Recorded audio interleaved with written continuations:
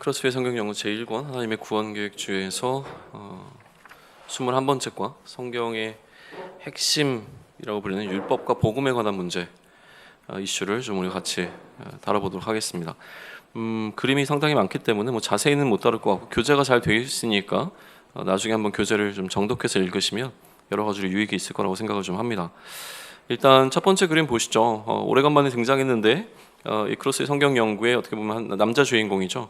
실베스타라고 불리는 이 성도가 물음표가 있습니다. 고민이 지금 하나 있는 거죠.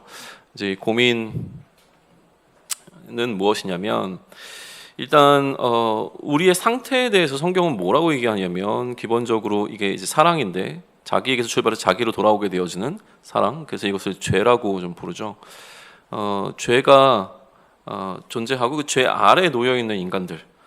이제 남자와 여자를 표현하면서 죄 아래 놓여 있는 이제 인류, 그리고 죄의 결과, 죄의 삭시라고 부르게 되어지는 어떤 죽음이라고 하는 이 사망의 이슈를 좀 놓고 한 가지 지금 고민이 들어온 거예요.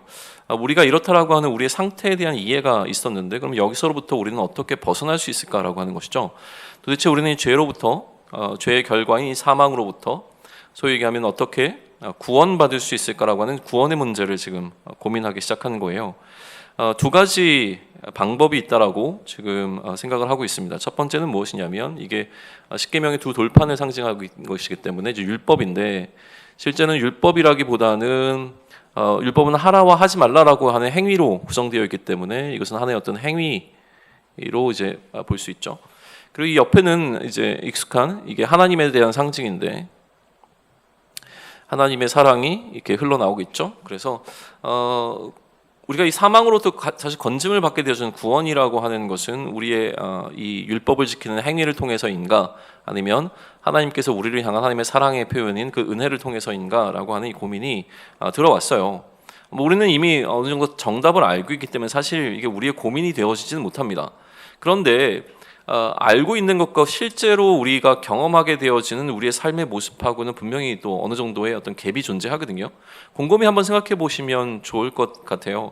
실제로 우리는 은혜로 구원받는다라고 하는 사실을 알고 있습니다. 그럼에도 불구하고 그러면 나의 행위의 문제는 어느 정도까지 정리가 되어 있느냐라고 하는 것이죠.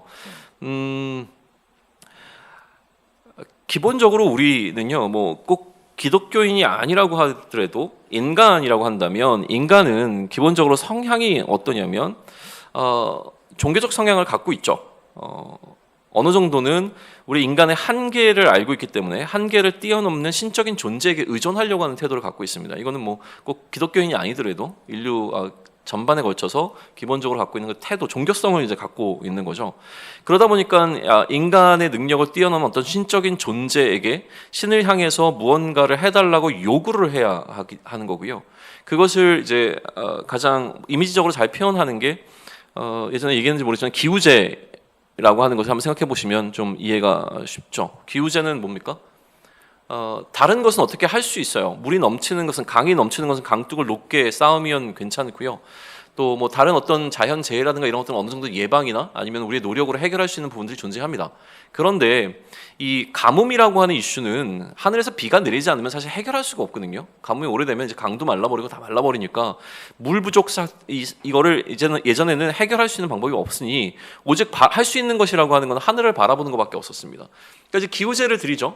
기우제를 드리면서 하늘로부터 간절하게 우리가 애쓰면 하늘이 우리의 이 노력에 감화해서 비를 내려줄 것이다라고 생각을 하면서 기우제가 있었습니다. 실제로 기우제를 드리면 어떻게 됩니까? 비가 내립니다. 신기한 일이죠. 기우제를 드리면 왜 비가 내려집니까? 비가 올 때까지 기우제를 드리니까요. 처음에는 뭐 일반적으로 이제 각자 드리다가 공동체로 드리다가 신적인 것을 담당하는 제사장을 세웠다가 나중에는 최종적으로는 누구? 보스가 등장하죠. 왕이 나가서 이제 황제나 왕이 나가서 하늘을 향해서 기우제를 드리게 되어지는, 그러다 보면 어느 순간 이제 비가 내리게 되어지고, 그러면 그것이 하나의 어떤 종교적 행위가 되어지는 거죠. 그러니까 이 하늘을 향해서 간절히 무언가 인간이 애쓰면 하늘이 우리를 향해서 우리의 이 정성에 감화해서 우리의 상황을 돌봐주실 것이라고 하는 이 생각이 정말 과거에 아주 오래전에만 있었던 생각입니까? 아니면 오늘 살아가는 우리들에게도, 기독교인으로 살아가는 나에게도 사실은 내가 어느 정도 잘 이렇게 신앙적으로 하면 하나님께서 나를 기쁘게 미쁘게 여기셔서 나의 삶에 어느 정도의 유익을 주실 거라고 하는 생각이 우리 삶 가운데 깔려 있느냐라고 하는 거죠. 이걸 한번 좀 돌아볼 수 있는, 그러다 보면 이제 복잡해지기 시작하고 실베스터 같은 고민들이 우리 안에 사실은 굉장히 심각하게 들어오는 게 맞습니다.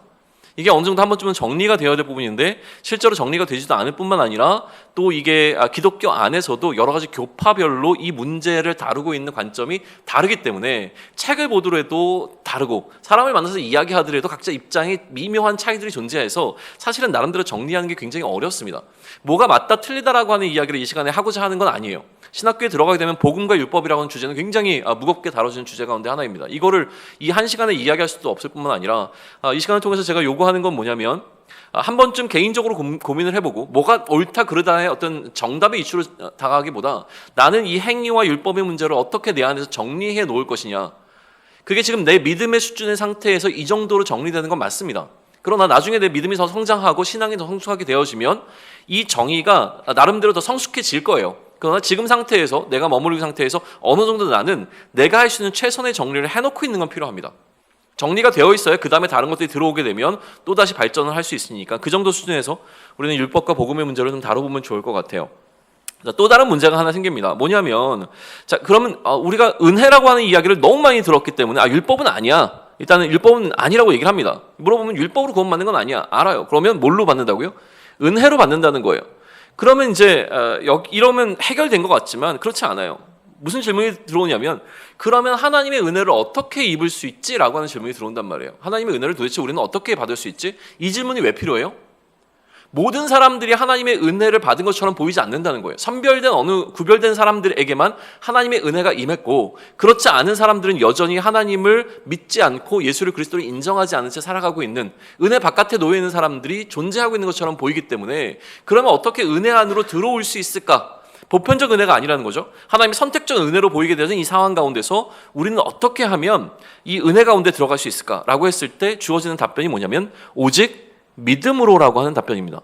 믿음으로 이 은혜를 받을 수 있다라고 이야기를 해요. 그러면 믿음으로 하니까 이건 행위가 아니라 믿음이구나, 행위가 아니라 믿음이구나 라고 얘기를 했어요.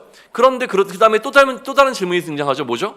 그럼 도대체 어떻게 나에게 이 믿음이 생기지? 어떻게 믿을 수 있지? 예요.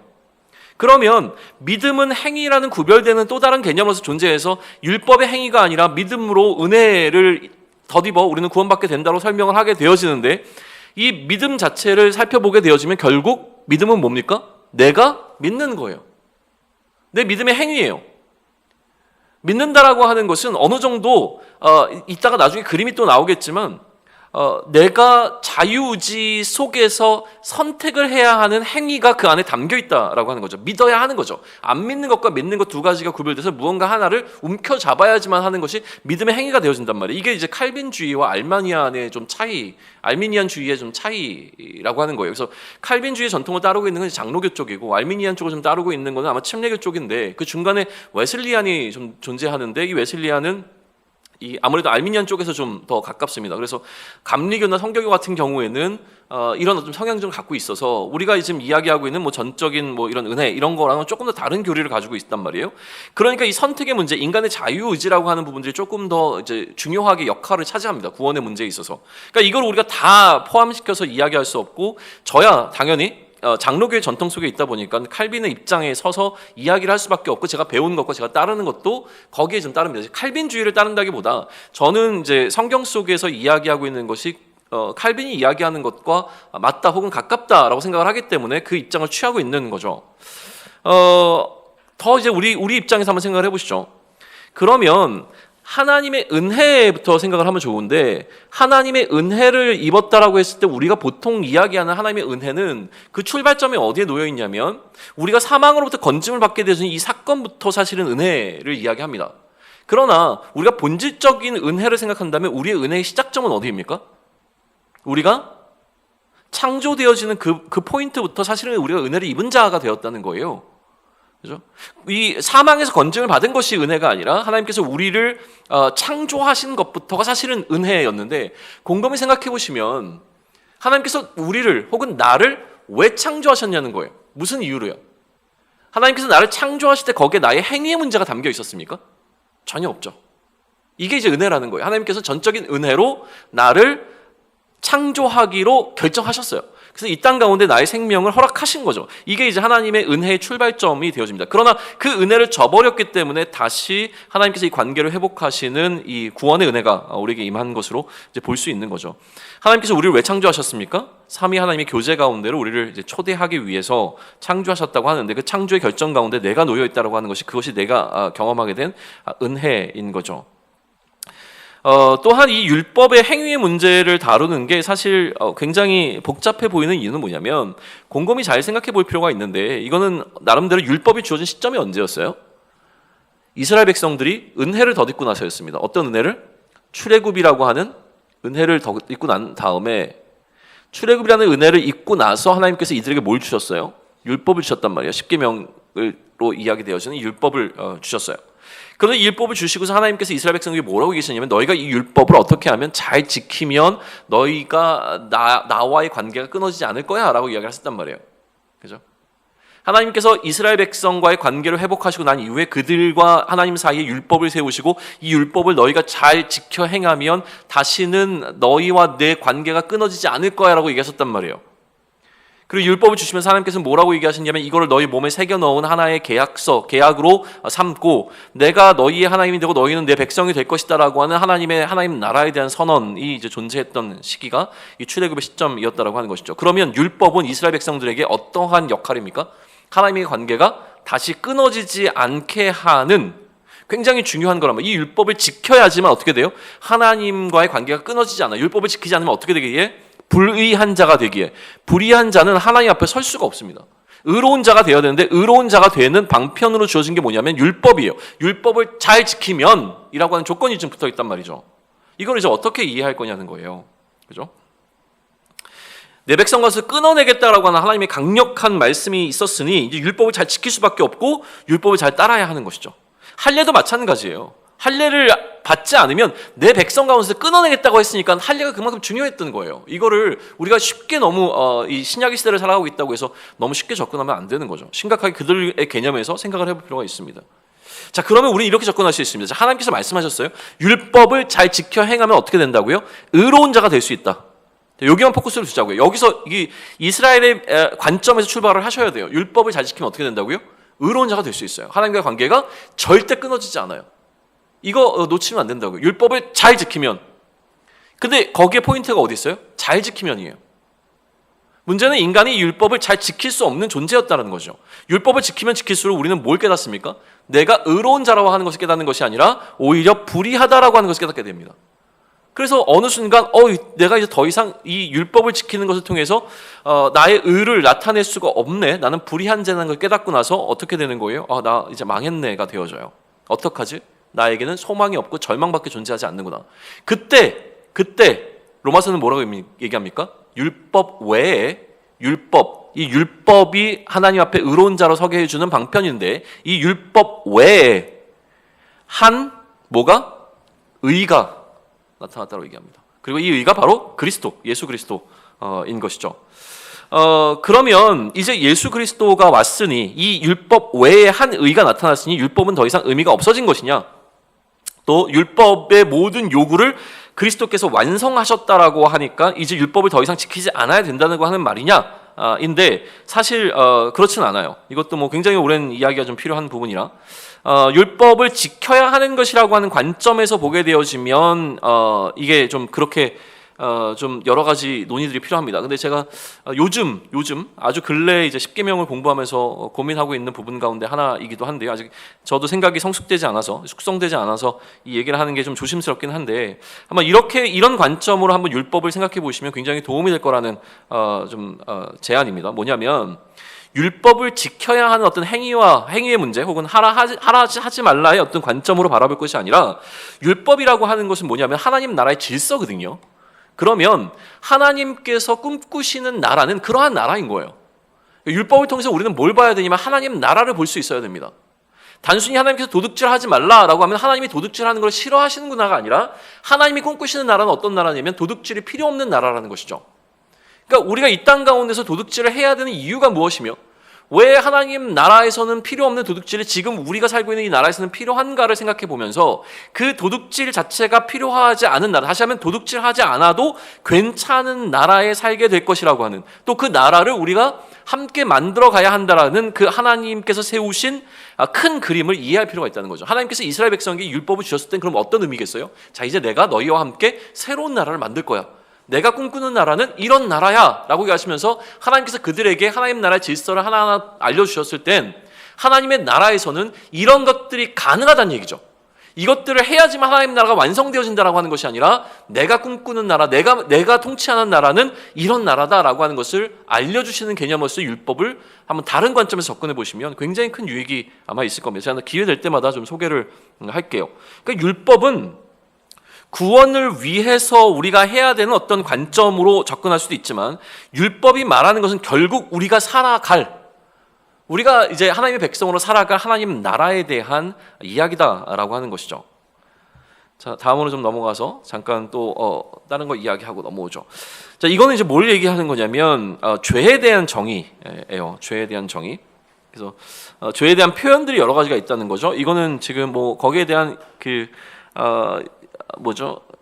헬라어 단어들을 중심으로 이거 설명을 해놓은 건데 그거는 교재가 잘 되어 있으니까 교재를 참조하세요. 제가 뭐 지금 헬라어로 지금 가르쳐 드릴 수 있는 건 아니니까. 근데 의미적으로만 보게 되어지면 이거는 뭐냐면 지금 관역을 빗나가고 있죠. 그냥 방향성 자체가 지금 잘못되어져 있는 부분들, 관역을 맞추지 못하고 있는 부분들이 이제 하마르티아라고 하는 어떤 죄라고 하는 일반적인 단어의 표현이라고 한다면, 이 두 번째 같은 경우에는 잔디 위를 걷지 말라고 하는데 걷고 있고, 세 번째는 넘어가지 말라는데 이제 넘어가고 있는 거잖아요. 그러니까 이거는 죄에 관한 이야기라면 이거는 허물을 의미하고, 이거는 이제 범하는 어떤 동사적인 의미죠. 범하다. 죄를 범하는 것이 선을 넘어가는 행위다. 이거는 뭐예요? 율법, 하나님의 법을 향해서 돌멩이를 던지고 있으니까 그대로 이제 반항하고 있는, 불법을 행하고 있는 이런 것들이에요. 그러니까 이거를 이제 하나하나 다 설명하는 것도 굉장히 의미가 있습니다. 그러나 이제 교재가 잘 되어 있으니까 교재를 참조하시고, 제가 여기서 강조하고 싶은 건 무엇이냐면, 이렇게 여러 가지 단어들이 존재한다라고 하는 것은 기본적으로 이 죄의 이슈가 성경에서 굉장히 중요하게 다뤄주고 있다는 사실이에요. 혹은 이러한 단어가 존재한다는 것은 우리 인간의 삶 속에서 이 죄와 허물과 불법 혹은 죄를 범하는 이슈가 굉장히 우리의 생활에 밀접하게 연관되어 있다고 생각해 볼 수 있습니다.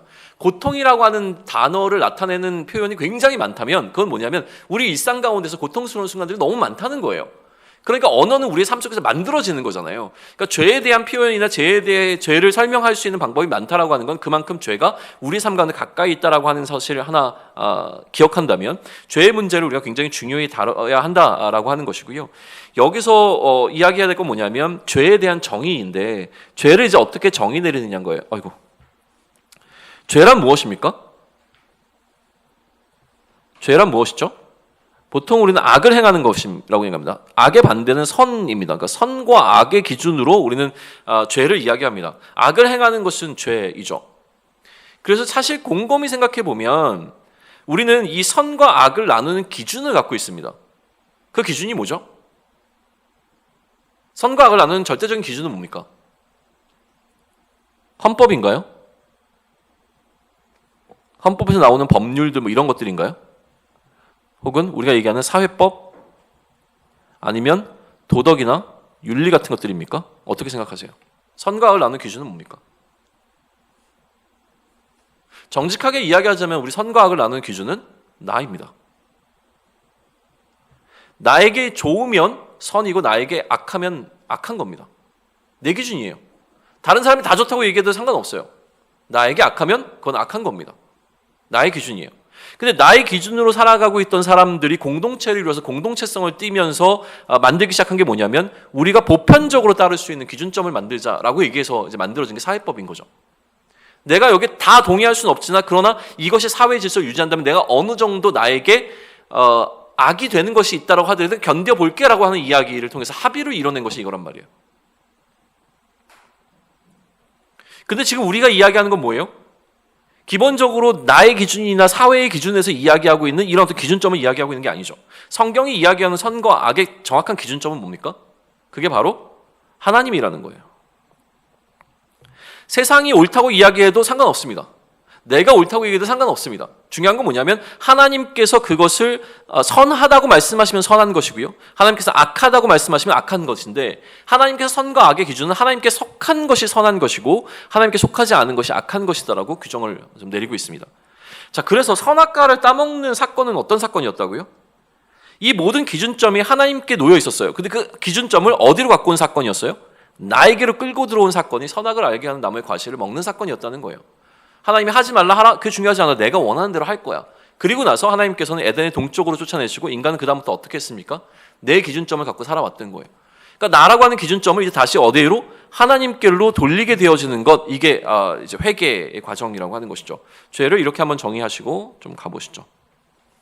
자, 이 다음에 이 보이는 건 뭡니까? 이거 기가 막힌 그림인데 가끔마다 이제 참, 와, 어떻게 이런 생각을 했을까라는 거를 할 때가 있는데 크로스웨이에서는 죄를 이렇게 동그라미로 표시하기로 했잖아요. 나에게 출발해서 나에게 돌아오는, 나에게 기준점이 놓여져 있는, 그래서 하나님이 아닌 나의 기준으로 살아가는 것, 이것을 죄다라고 이제 설명을 한다고 했는데 이거를 지금 이 밑에다 표현했어요. 이게 지금 무슨 그림으로 보이세요? 온도계. 요즘엔 잘 안 보이지만 요즘은 다 디지털로 그냥 우리가 보니까. 근데 이 온도계, 예전에는 이거를 이게 수은 뭐라 그랬죠? 수은인가? 예, 하여튼 여기 하면 이렇게 해서 잡고 있으면 이렇게 빨간색이 자꾸 올라가는 이 온도계 있잖아요. 네. 요즘은 빨간색도 아니고 은색이라서 또 아무튼 그래요. 이 빨간, 네, 어렸을 때 많이 깨먹고 그랬는데 자연 시간 갖고 다니고 그러다. 자, 이거 뭘 얘기하냐면 이제 죄의 온도를 이야기하는 거예요. 그러면서 그림이 세 가지 나와 있습니다. 이거는 뭘 얘기할까요? 깽단을 이야기하죠. 막 담배도 피고 있고 뭐 이렇게 총도 갖고 있고, 담배 피고 총 갖고 있으면 안 좋은 사람이라고 하는 인식이 우리가 있죠. 모자도 쓰면 안 되나? 아무튼 그래요. 뭘 얘기하고 있는 겁니까? 사회적 범죄를 이야기하고 있고요. 우리 사회법, 사회적 범죄. 여기 밑에는 뭐죠? 돈. 물론 성경에 보게 되면 돈은 일만하게 뿌리다 이렇게 얘기하는데 사실 우리 돈 좋아하잖아요. 그러니까 이거는 이제 뭘 얘기하냐면 나의 욕망이라고 좀 얘기하시면 좋을 것 같아요. 욕망에 근거한 죄들, 나의 욕망으로 인하여서 아까 선을 넘게 되어진 어떤 것들. 요거는 뭐죠? 뭐 TV 보고 있고 콜라 마시고 있고 하는 이런 그림인데 뭘 얘기하고 있을까요? 그냥 어떻게 보면 이거는 여가인데 여가가 이제 죄는 아닐 거예요. 그러나 이 여가를 이야기한다기보다는 나의 어떻게 보면 게으름, 뭐 이런 부분들일 거예요. 최선을 다하지 않는 어떤 삶, 뭐 이런 거에 대한 이야기를 이렇게 좀 하고 싶은 겁니다. 삶의 시간을 낭비하고 있다라고 하는 의미에서 이런 그림들을 좀 나왔습니다. 자, 그러면 세 가지 중에서 무엇이 죄입니까? 내 기준에서는, 나의 기준에서 뭐가 죄이죠?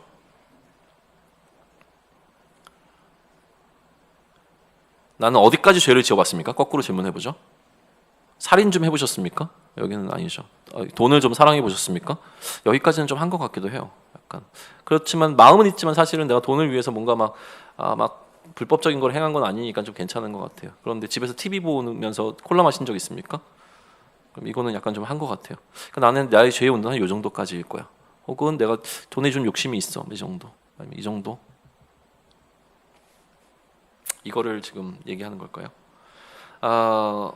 저는 이 그림을 통해서 우리가 좀 묵상해야 될 것은 무엇이냐면 보통 죄라고 하게 되어지면 우리는 뭘 생각하냐면 나쁜 짓을 생각합니다. 그러니까 죄를 회개하라 막 이러면은 초등학생들 뭔 죄은 지어가 많아가지고 이렇게 수련회 가면은 밤새 눈물 흘리면서 기도했는지 모르겠지만 나쁜 짓 했던 거 다 떠오르죠. 뭐 거짓말했던 거, 뭐 훔쳤던 거, 때렸던 거, 막 이런 것들만 해서 죄를 얘기하면 나쁜 짓만 생각한다는 거예요. 근데 이 그림을 통해서 묵상하게 되는 것은 무엇이냐면 죄라고 하는 것은 아까 얘기했지만 이 선과 악을 구분하는 기준점이 나에게 있지 않고 하나님께 있다면 우리는 하나님이 향해서 악을 행한 것이 무엇인가에만 포커스를 두는 것이 아니라 내가 선을 행하지 못한 것에도 포커스를 둬서 나의 죄의 문제를 살펴봐야 한다는 거예요. 선을 행하지 않는 것조차도 사실은 악을 행하지 않는 게 아니라 선을 행하지 않는 것조차도 죄라고 하는 개념을 우리가 갖고 있어야 된다라는 관점에서 이 그림을 좀 묵상하면 좋을 것 같아요. 그래서 여가를 즐기는 게 잘못이라는 얘기를 하는 것이 아니라 하나님께서 나에게 허락하신 오늘이라고 하는 시간을 내가 어떻게 보냈느냐 이슈를 좀 다뤄보는 것도 죄의 문제를 우리가 고민할 때 필요한 부분이라고 하는 사실이죠. 다음으로 넘어가죠. 이제 그래서 이제 죄에 대한 것, 이런 죄의 정의가 이루어졌으면 아까 얘기한 이제 구원의 문제와 죄의 문제를 합쳐서 우리가 조금 다른 그림을 설명해 보자는 거예요. 이런 그림은, 이 계곡의 그림은 참 여러 가지로 유명하죠. 뭐 이제 선교 단체에서 복음을 전할 때 항상 이런 어떤 그림들을 사용했기 때문에 이런 그림은 참 뭐 그냥 우리가 익숙합니다. 그런데 이거 역시도 조금은 다른 차원에서 한번 생각해 보시면 좋을 것 같은데, 자, 이 계곡은 뭘 얘기하냐면 하나님과 우리 인간 사이에 뭐를요? 단절을 의미합니다. 근데 하나님께서 이 관계를 회복하기로 결정을 하셨고, 회복하시면서 인간들에게 주신 게 뭐냐면 율법이라는 거예요. 관계를 다시 회복해서 출애굽한 이스라엘 백성들과 하나님께서 관계를 다시 이제 형성하시면서 그들에게 율법을 주셨다는 거예요. 그 개념을 한번 보자는 거죠. 괜찮죠? 율법을 우리에게 주셨어요. 그래서 하나님과의 우리의 관계가 회복되었습니다. 계명을 주셨어요. 계명을 지키면, 계명을 잘 지키면, 그러면 하나님과의 관계가 다시 끊어지지 않아요. 그래서 막 이 실베스타 성도의 이 표정이 되게 밝잖아요. 그죠? 그런데 그래서 막 이 계명을 지키면서 이렇게 하나씩 지키면서 가다가 중간에 갑자기 멈춰서 또다시 질문이 이렇게 올라왔어요. 어떡하지? 표정이 되게 이제 너무 놀랐어요. 어떻게 하면 좋을까라는 거죠. 아까도 얘기했지만 계명을, 율법을 완벽하게 지키면 하나님과의 관계가 끊어지지 않고 우리가 의로운 존재로 언제든지 하나님 앞에 설 수 있는 존재가 되어져서 더 이상 죽음의 문제, 죄의 결과인 이 죽음의 문제가 우리를 어떻게 하지 못한다라고 하는 것을 알고 있어요. 근데 이거를 지키다가 이제 질문이 들어온 건 뭐냐면, 이 계명을 계명을 중심으로 한 이 율법이 하라와 하지 말라로 되어 있는데, 하지 말라는 어느 정도 잘 할 수 있었던 것 같아요. 근데 이 하지 않는 것도 사실은 어떻게 더 디테일하게 상황화 시켜서 이제 가다 보니까 이게 되게 많아지기 시작한 거예요. 안식일을 거룩하게 지켜라. 안식일에 뭐 다른 거 하지 마라 라고 하니까, 그러면 뭐 예를 들면 엘리베이터는 타도 돼요? 아니면 걸어야 돼요? 뭐 이런 거. 공부는 해도 돼요? 하지 말아야 돼요? 이러면서 디테일하게 좀 나가다 보니까 이게 이제 굉장히 방대해지기 시작했는데, 그런 게 아니더라도 일단 하지 말라는 건 괜찮지만 하라가 좀 굉장히 어려워졌다는 거예요. 왜냐면 도대체 얼만큼 하면 되느냐는 거죠. 이 조건을 맞추기 위해서 한다는 것은, 자, 이웃의 것을 탐하지 말라라고 하면 이웃의 것을 탐하지 않으면 돼요. 그런데 이웃을 사랑하라고 말씀하신다면 얼만큼 사랑해야 우리는 이 율법이 이야기하고 있는 이 다리를 건너 하나님과의 관계를 계속 유지할 수 있을까라고 하는 거죠. 그러니까 이 다음 그림이 보여주듯이 이거를 이제 하려고 했는데, 실제로 하나만 범해도 사실은 우리는 모든 것을 범한 게 되어지는 어떤 상황이 되어지니 하나님과 관계가 끊어져 버릴 수밖에 없죠. 그러니까 이런 부분이 문제가 돼요. 그래서 아까 얘기한 것처럼 이 율법이 아닌 하나님의 한 의가 등장했는데, 그게 바로 그리스도이고, 그리스도의 사역의 핵심에는 이 십자가 대속의 사건이 좀 놓여 있었죠. 그래서 다른 이 그리스도의 십자가를 통해서 우리가 이 하나님과의 관계가 다시 이제 회복된 관계를 계속 유지할 수 있게 되어진다라고 하는 이 그림을 지금 이야기해주고 있는 거예요. 다음 그림 보시죠. 그런데 아까 앞서 이야기했던 문제를 다시 한번 제기를 하겠습니다. 자, 그럼 이제 대충 알 것 같아요. 그래서 이 그리스도의 십자가를 붙잡게 되어지면, 율법이 아니라 무엇을? 그리스도의 십자가를 붙잡으면, 그러면 이제 구원을 줄 수 있을 거라고 여겼던 율법과 십자가인데, 실제로 율법을 붙잡으면 배까지 갈 수가 없는 상황인 거고, 십자가는 이 배로부터 이렇게 선이 나와 있으니까 이 십자가 보트를 붙잡아야 이제 구원을 받을 수 있을 거라고 생각하게 되어지는 어떤 그림이 있는 거죠. 근데 여기서 이 선택의 문제가 이제 존재한다는 거예요.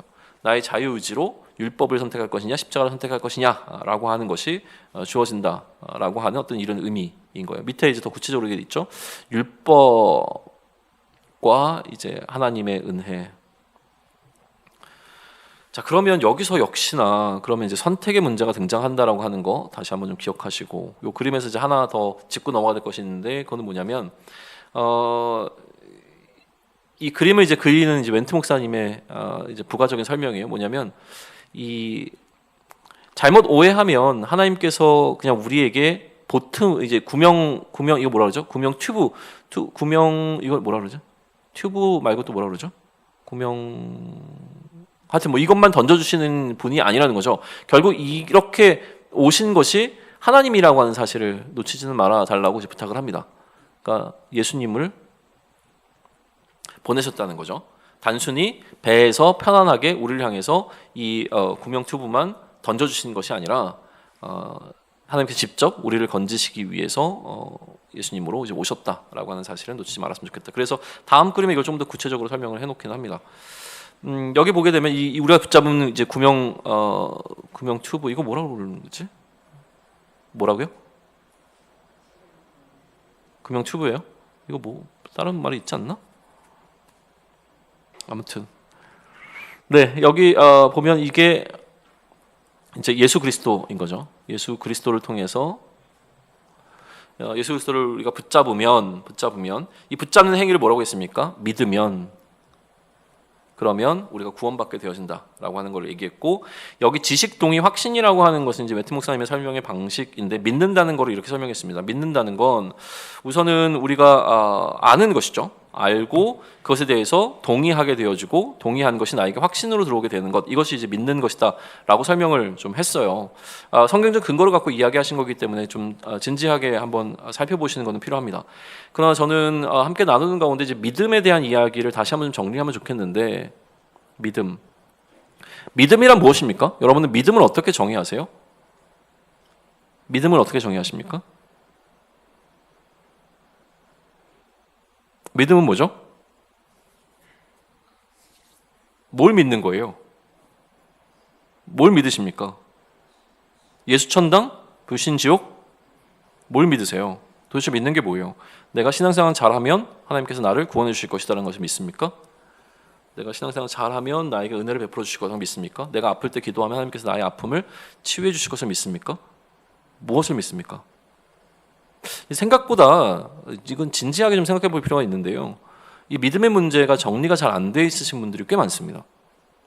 나름대로 저도 사실은 잘 정리가 안 돼 있었고 오랫동안 뭐 모태신앙으로 굉장히 오랜 시간 동안 신앙생활을 해왔음에도 불구하고 이 믿음이라고 하는 것을 너무나 익숙하게 들어와서인지 제가 멍청해서인지는 모르겠지만 믿음에 이게 잘 정리가 되어지지 않았었어요. 그래서 나름대로 제가 이 목회를 하면서 제 사명으로 갖고 있는 것 가운데 하나가 믿는다는 것에 대한 것을 좀 잘 설명해 줬으면 좋겠다라고 하는 어떤 마음이 하나 있어요.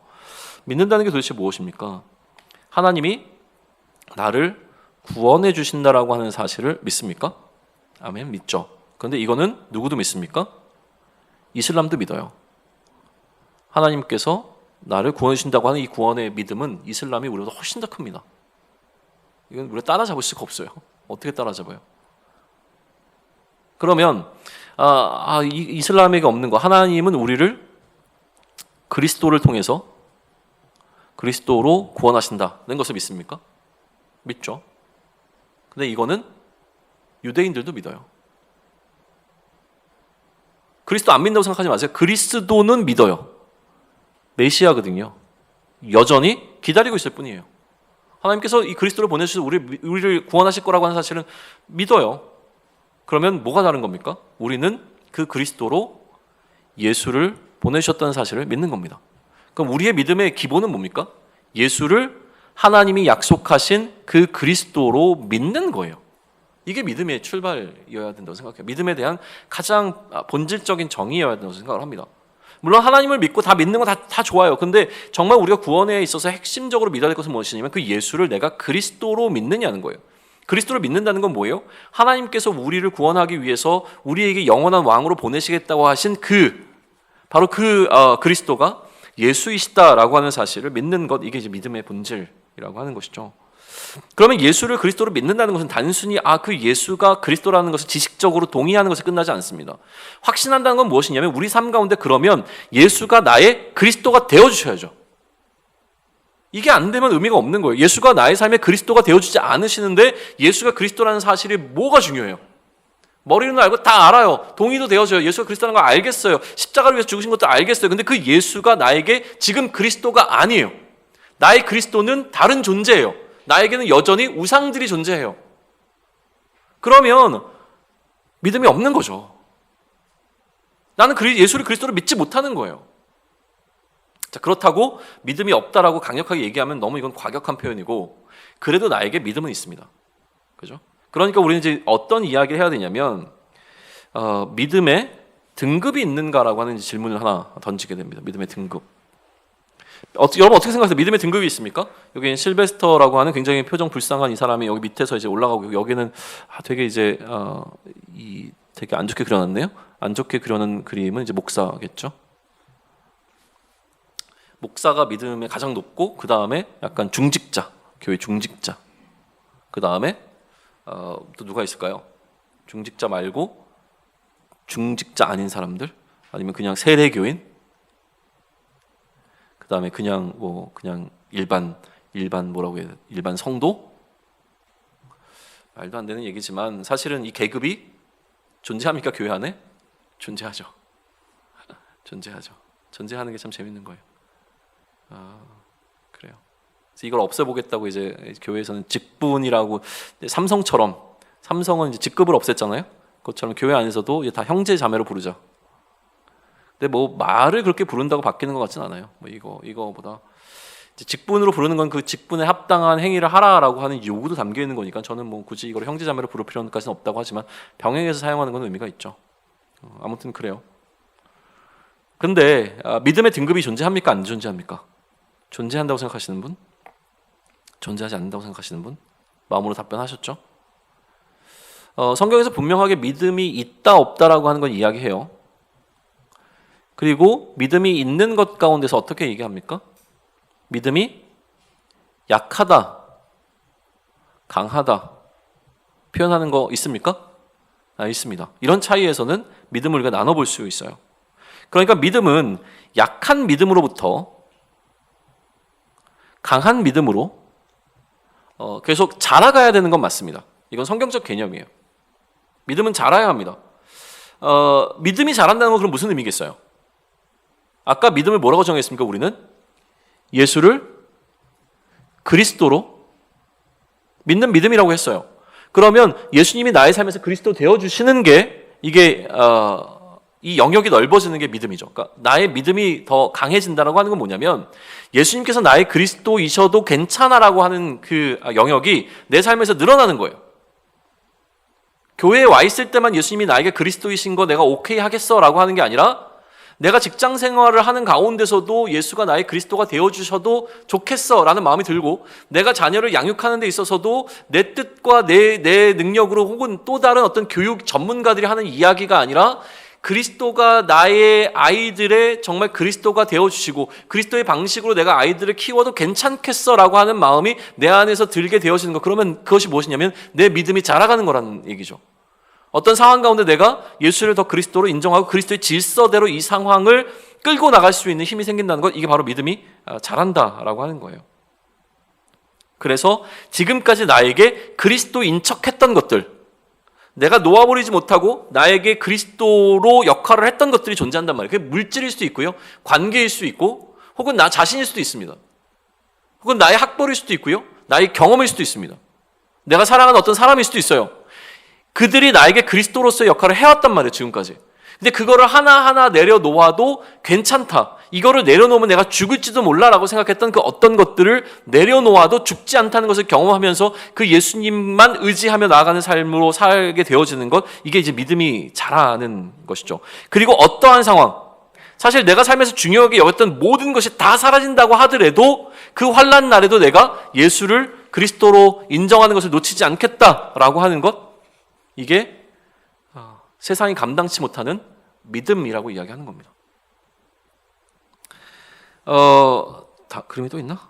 없다. 자, 그럼 여기서 이제 마무리를 짓죠. 그러면 아까 앞서 얘기했던 믿음과 행위라고 하는 부분, 우리가 좀 정리하면서 마무리하죠. 믿음과 행위. 저는 좀 이제 요것만 잘라서 이해하면 또 제가 약간 이단스러워지는데, 그러지 마시고 지금 맥락 속에서 이해하십시오. 저는 행위를 강조합니다. 근데 어떤 행위를 강조하냐면 믿음을 위한 행위를 강조합니다. 근데 실제로 이게 굉장히 교회 안에서 헷갈리는 부분이에요. 자, 행위가 아니라 믿음이라고 이야기하면서 교회에 가면요 행위 어마무시하게 강조합니다. 성경 읽어라, 설교 들어라, 예배 빠지지 말아라, 수련회 참석해라, 착한 행위해라, 술 끊어라, 담배 피지 말아라, 욕하지 말아라, 봉사해라, 선교 나가야 된다. 교회만큼 행위 강조하는 데가 없어요.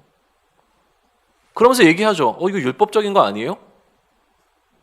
아니야. 은혜 받은 사람들이 마땅히 해야 될 삶의 모습이야. 그러니까 이거 해야 돼 라고 얘기하면서도 그거 행하지 않으면 죄 지은 사람처럼 느끼게 만드는 게 지금까지 교회가 사람들을 대하는 태도 가운데 하나 일정 부분이었다는 거예요.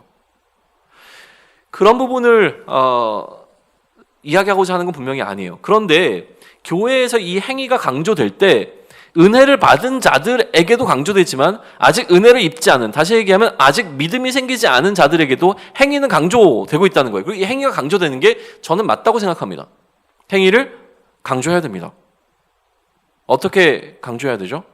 믿음이 없어요. 그러면 성경 읽어보세요. 성경 읽는 행위를 그게 강조해줘야 됩니다.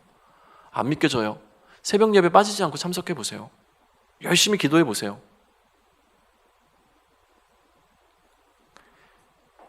입장을 바꿔보죠. 여러분은 어떻게 믿게 됐어요? 모태신앙이었으니까 그냥 믿으신 분도 계실 거예요. 그러나 어떻게 믿게 됐어요? 나중에 혹시 신앙을 갖게 되신 분도 계십니까? 혹은 모태신앙이었는데 어느 순간 내가 이런 표현하죠. 예수님을 인격적으로 만났던 순간이 있습니까? 그게 언제였어요? 대부분 수련회이든지 산기도를 가서이든지 아니면 내가 고통 가운데 있을 때든지 뭔가 어떤 상황 가운데서 그 예수님이 나의 예수님으로 찾아와 나의 문을 두드려 주셨죠. 근데 갑자기 자고 일어나서 양치하다가 성령이 나에게 쑥 들어오셔가지고 내가 성령 받았다고 이야기하는 경우는 거의 없을 거예요. 뭔가 들음이 있고 어떤 상황이 있고 그 상황 가운데서 내가 열심히 막 기도하고 하다 보니까 그 상황 가운데서 뭐가 이렇게 확 나에게 찾아와 나에게 믿음이 생겼다. 그러니까 사실 듣기만 했는데 설교를 듣다가 눈물이 막 흘렀어요. 듣는 것도 사실은 행위잖아요. 나의 행위가 들어가잖아요. 그러니까 아까 얘기했던 이 튜브의 문제, 그죠? 여기서 어느 정도 나의 선택의 문제가 그래도 존재한다. 내가 이 튜브를 잡을 거냐 말 거냐라고 하는 것은 나의 행위의 문제잖아요. 내가 안 잡으면 아무리 예수님께서 이 일을 했다고 하더라도 내가 잡지 않으면 말짱 뭐예요? 도루묵이잖아요. 나의 행위가 강조되잖아요. 그러니까 믿음을 위한 행위를 강조할 수밖에 없어요. 작정하고 믿어보기 위해서 행위, 그러니까 몸부림을 쳤더니 어느 순간 믿어지게 된 거죠. 나의 노력을 위해서 예수님이 그리스도인 것을 믿어졌어요. 그럼 최소한 구원에 나의 공로가 있습니까? 없습니까? 있죠. 어떤 공로요? 내가 율법을 선택하지 않고 다른 것을 나의 구원의 도구로 선택하지 않고 어떻게? 나의 자유의지로 예수 그리스도를 나의 구원의 튜브로 선택했다는 나의 이 기특한 결정 있잖아요. 있단 말이에요. 그런데 그렇게 믿음을 갖기 위해서 행위를 강조합니다. 저는. 근데 행위를 통해서 믿음을 갖고 나면 그 다음에 뭘 깨닫게 되어지냐면 이 행위조차도 하나님의 은혜가 아니었으면 나에게 들어올 수 없었구나. 난 모태신앙이라서 그냥 값없이 그냥 어떻게 신앙이 들어왔어가 아니라 내가 모태신앙이 아니었으면 나는 평생 예수를 그리스도로 인정할 수 없는 강팍한 사람이었구나. 그러니까 나중에라도 하나님께서 나를 변화시키셨는데 얘는 나중에 변화가 안 되래야. 그러니까 아예 처음부터 그 문화권에서 자라게 하시는 거예요. 그러니까 우리는 그걸 바라봐야 하는 거죠. 그러니까 하나님의 은혜 나중에 깨닫는 거예요. 내가 나중에 보니까 성경이 진짜 말도 안 되는 구라 같은 이야기로 가득 차 있는데 이걸 어떻게 내가 믿고 이거를 전하는 사람이 됐지? 진짜 너무 말도 안 되는 거예요. 얼마나 제가 시니컬한 사람인데요. 누가 뭐 얘기하면 그래? 설마 아닌 거 아니야? 이게 기본적인 삶의 태도인데 성경에 대해서는 어떻게 그런 태도를 안 갖냐는 거죠. 그게 은혜라는 거예요. 그러니까 우리는 깨닫게 되는 거예요. 하나님께서 성령님께서 내 마음에 들어오셔서 나의 마음을 새롭게 기경하여 주셔서 나에게 새로운 마음, 새 창조를 일으키지 않으셨으면 내 마음이 강팍한 상태로 있었으면 아무리 모세 같은 사람이 와서 수없이 나에게 이야기를 해도 내 마음은 움직이지 않았겠구나 를 깨닫게 되어지는 거죠. 그러니까 그게 얼마나 은혜인지를 우리는 알게 되는 거예요. 하나님이 은혜를 베풀지 않으셨으면 내가 예수를 그리스도로 믿을 수 없는 존재입니다. 믿음으로 말미암아 구원을 받았지만, 그죠? 믿음으로 말미암아 구원을 받았지만 사실은 은혜가 더 앞서 있던 거죠. 은혜를 인하여 믿음으로 말미암아. 내가 믿음으로 말미암아 구원을 받았지만 은혜가 그 앞에 놓여 있다는 것을. 그러면 왜 하나님께서는 우리에게 이런 은혜를 베푸셨는가라고 하는 거예요. 은혜를 받았으니 은혜를 흘려보내라 라고 하는 게 일반적인 이해입니다. 근데 우리는 이렇게 얘기했습니다. 하나님께서 왜 우리를 회복시키셨죠? 목적은 관계에 있습니다. 하나님의 관계의 회복입니다. 하나님과의 관계가 회복된다는 건 뭐예요? 창조의 목적이 회복되는 거예요. 하나님께서 우리를 왜 창조하셔서 하나님의 그 기쁨의 관계 가운데로 들어오게 하셨어요? 그죠? 그 이유가 있을 거잖아요. 그거를 누리게 하기 위하여. 그러면 지금 우리가 해야 되는 역할은 무엇입니까? 이 관계를 위한 확장 가운데 우리가 맡겨진 사명이 존재한다는 거예요. 이제는 그리스도가 맡기신 그 사명을 우리가 감당해야 하는 것이죠. 그게 하나님께서 우리를 창조하신 목적도 있지만 회복시키신 목적도 있단 말이에요. 이 회복시킨 목적, 이 선한 일을 위하여 우리가 쓰임받게 되어진다라고 하는 것이죠. 그죠?